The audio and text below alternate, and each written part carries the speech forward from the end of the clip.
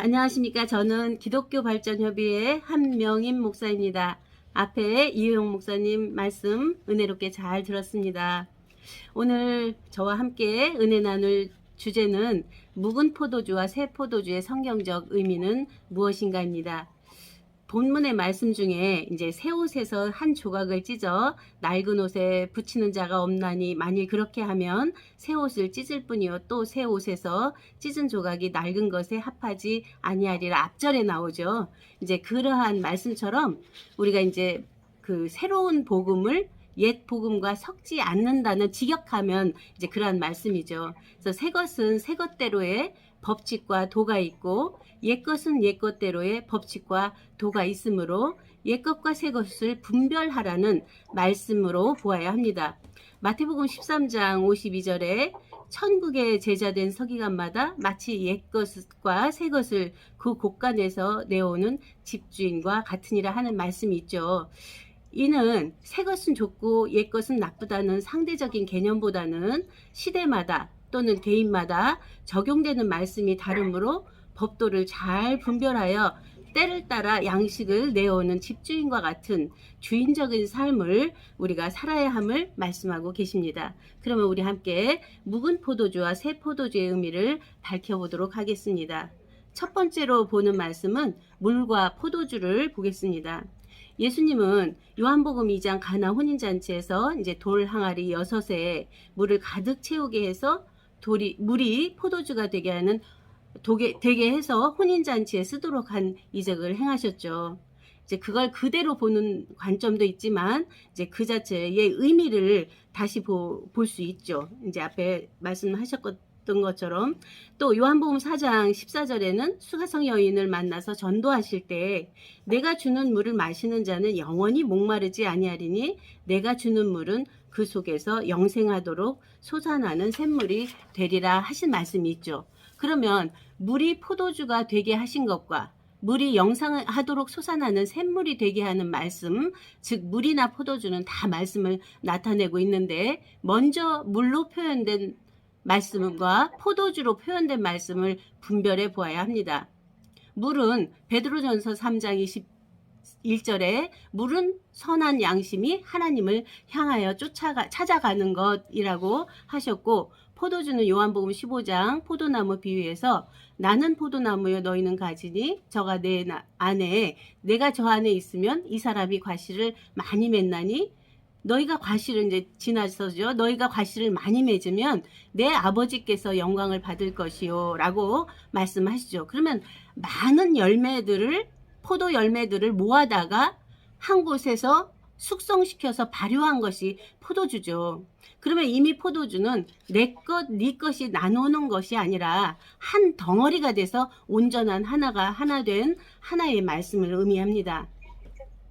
곧 이제 들은 말씀이 물이라면 포도주는 그 들은 말씀이 씨가 되고 그 씨가 내면 안에서 성령의 인도함을 받아서 성령의 싹이 나고 진리의 줄기가 나서 생명의 열매들을 맺음으로 그 열매들을 모아서 잘 숙성시켜서 영생하도록 솟아나는 샘물 같은 양식이 된 능력의 말씀이 곧 포도주라고 볼 수 있습니다. 두 번째로 묵은 포도주와 새 포도주에 대해서 보겠습니다. 예수님 자신이 말씀하시는 신약의 말씀이 새 포도주이고 예수님 오시기 전까지의 구약의 계명의 율법의 말씀이 묵은 포도주라고 말씀하십니다. 그러면 구약의 선지자들에게 계시하셨던 계명의 율법도 분명히 하나님의 말씀인데 왜 묵은 것이라고 하셨을까요? 구약의 모든 말씀은 메시아가 오신다는 예언의 말씀이므로 메시아가 오실 때까지 필요한 말씀이었고 신약에서는 오신다고 예언한 예수 그리스도 히브리어로 말하면 예슈아 함마시아죠. 함마시아가 바로 메시아죠. 메시아께서 오셨기 때문에 실제하는 메시아의 말씀이 새 포도주인 것입니다. 그러면 예수님께서 십자가에 돌아가시고 난 후에도 예수님의 초림복음이 새 포도주일까요? 예수님께서 십자가에 못 박히기 전에 말씀하신 내가 떠나가는 것이 너희에게 유익이라 내가 가면 그를 너희에게 보내리니 진리의 성령이 오시면 그가 너희를 모든 진리 가운데로 인도하시리니 요한복음 16장 7절 이후에 나오는 말씀이죠. 보혜사 진리의 성령의 강림 복음이 바로 새 포도주의 말씀이 되는 것이죠. 그러면 초림 복음에 왔던 것은 넘어가서 보혜사 진리의 성령의 말씀이 나타낼 때 또 그 안에서 마지막 때 예수님이 내가 속히 오겠다 또 말씀하시잖아요. 계시록 22장에. 그러면 주 예수의 계시가 다 열려서 하나님과 어린 양의 보좌로부터 흐르는 생명수라든가 성령과 신부가 오라 해서 목마른 자에게 값없이 주는 생명수, 그 자체가 새 포도주의 말씀이겠죠. 계시록 21장 1절에서 2절에 보면 이제 새 포도주와 묵은 포도주의 비유를 새 하늘과 새 땅으로 비유하고 있습니다. 처음 하늘 처음 땅이 떠나가고 새 하늘과 새 땅이 되었는데 다시 하늘에서부터 하나님께로 내려오는 거룩한 성 새 예루살렘이 신부가 남편을 위하여 단장한 것 같더라 나오죠. 그러면 그 신부가 남편을 위하여 뭘 할까요?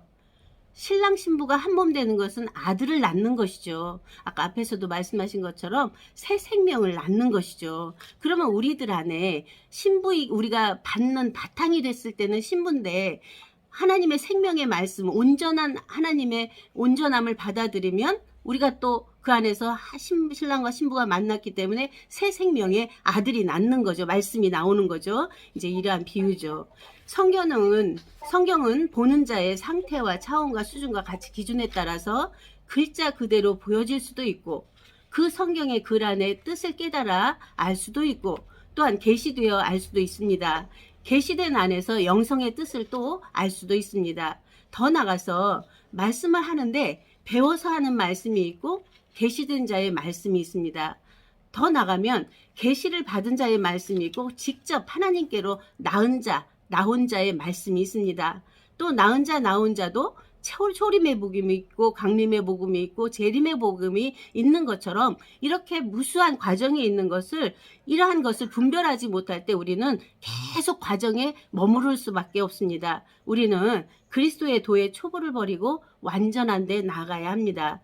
즉 구약 시대에는 율법이 적용되었고 신약의 예수님 초림 시대에는 은혜의 진리법이 적용되었죠. 보혜사 진리의 성령의 강림 시대에는 생명의 성령법이 적용되었고 주 예수의 재림 시대에는 하나님 자주 자체 이제 언어가 조금 어렵지만 하나님 스스로가 스스로 계시는 하나님 자체법이 적용됩니다. 오늘날 우리에게 적용되고 있는 법은 이제 그 베드로 후서 1장 3절의 말씀과 같이 우리를 신의 성품에 참여하는 자 되게 하겠다 하는 말씀이죠. 그러면 우리가 그 앞에 쭉 나오죠. 믿음의 덕을, 덕의 지식을, 지식의 절제를 쭉 나오는데 나중에 말씀이 형제 우애의 사랑을 공급하라입니다. 결론은 믿음, 소망, 사랑이 다 있는데 그 중에 제일은 사랑이라 해서 사랑의 실체를 말씀하시죠.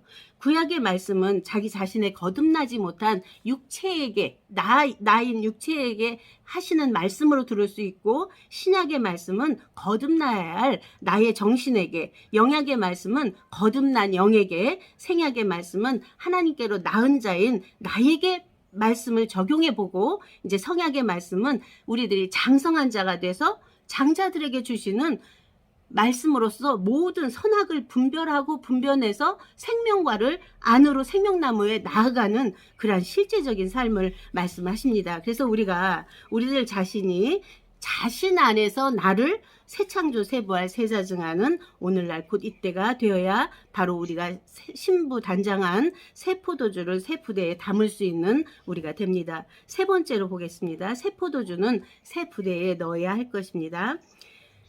오늘날 재림시대의 새 포도주는 반드시 속히 될 일, 마땅히 될 일, 장차될 일 계시록에 나오죠. 이 장차될 일이 속히 되어져서 이제 다 계시가 열리는 그래서 나는 알파와 오메가라 이제도 있고 전에도 있었고 장차 올 자요 전능한 자라 하시는 그 말씀이죠. 그가 바로 메시아 곧 주 하나님 자체가 현현한 이제죠. 그를 하나님의 자기 땅인 우리들 각자 거듭난 신부 안에 영접하는 것이 새 포도주를 새 부대에 넣는 것입니다. 이것이 곧 하늘에서 이룬 것 같이 땅에서도 이루어지는 주기도문의 성취이죠. 계시록 21장 10절 이후에 보면 이제 거룩한 성 새 예루살렘에 대한 광경이 막 나오죠. 거기서 그 성의 빛이 지극히 귀한 보석 같고 벽옥과 수정같이 맑더라 해서 삼보 24장로 이제 그 일곱 무지개 해서 보좌의 형상이 다 나오는데, 나중에는 그 자체가 문도 있고 또 거기에 성도 있고 또 12보석 12보화 다 나오는데, 나중에 딱 보면은 성 안의 성전을 보지 못하였고 주 하나님 곧 전능하시니와 어린 양이 그 성전이심이라 하시거든요.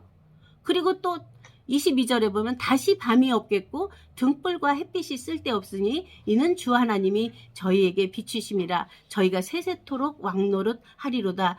22장 5절의 말씀이죠. 즉 모든 보여졌던 형상과 모양들이 다 떠나가고 오직 주 하나님과 이기고 이긴 어린 양이 한 보좌에 앉게 되므로 그가 곧 성전 자체며 그 빛 자체며 그 생명수 자체입니다. 다시 말씀드리면 우리들 각자가 이기고 이긴 자, 이루고 이룬 자가 되어서 주 하나님과 어린 양과 한 보좌에 앉아 세세토록 왕노릇하는 주인된 삶을 사는 것입니다. 그러므로 오늘날 계시의 말씀이 곧 새 포도주이며 계시된 자 안에서 낳고 나오고 나타내신 그 생명진리 성령 말씀을 영접한 각자 자신이 신의 성품화되어 나타나는 것입니다. 이는 아버지의 온전하심과 같이 온전한 생명으로 낳은 자들이 장성한 자가 돼 어린아이에 머무르지 않고 아이가 청년으로, 청년이 아비로, 아비가 태초부터 계신 이를 아는 데까지 이르러서 아버지와 같은 사랑의 삶을 보혜사 진리의 영으로 생명의 말씀으로 낳고 나오고 나타내는 삶입니다. 결론을 말씀드리겠습니다. 오늘 우리는 새 포도주와 묵은 포도주를 나누고 분별하고 있고 또 새 포도주를 새 푸대에 담는 것이 정한 법도인 것을 깨달아 알았습니다. 이 모든 것은 하나님의 뜻과 아버지의 뜻과 아들의 뜻과 우리들 각자 자신의 뜻을 이루는 하나의 과정이라면 이제는 이를 잘 숙성시켜서 아버지의 온전하심과 같이 온전한 우리들 자신이 되어져야 합니다. 재림시대인 오늘날의 계시는 어느 한 개인에게 임하는 계시가 아니라 선택받은 자들 모두에게 열리는 마지막 때 계시입니다. 성부, 성자, 성령 하나님이 한 하나님으로 우리들 각자 자신 안에 임마누엘 계심으로 그는 어제나 오늘이라 영원토록 동일한 태초부터 있는 생명진리 성령 말씀입니다. 그 자체를 우리가 안에서 낳고 나오고 나타낸다는 건 새 생명으로 낳고 새 사람이 되어서 새 생활을 하는 것이죠. 보좌로부터 하나님과 어린 양이 함께 내는 생명수, 성령과 신부가 함께 내는 생명수가 곧 포도주의 말씀입니다. 오늘날 거듭난 우리들은 생명의 영의 새 푸대에 생명의 씨인 새 포도주의 말씀을 영접해서 신의 성품화된 바로 하나님 자기 신의 성품이 우리 안에 먼저 되어져서 먼저 자기 안에서 기쁨과 만족과 환희가 흘러 넘쳐야겠죠. 그 충만함으로 다시 새로운 말씀을 주위에게 내서 그 말씀을, 그 온전한 말씀을 낼 때 함께 우리가 새 생명으로 나아져서 장성한 자들이 되어 한 아름다운 하나님의 나라가 이루어질 것을 보고 감사드리며 말씀을 마치겠습니다. 감사합니다. 네, 감사합니다.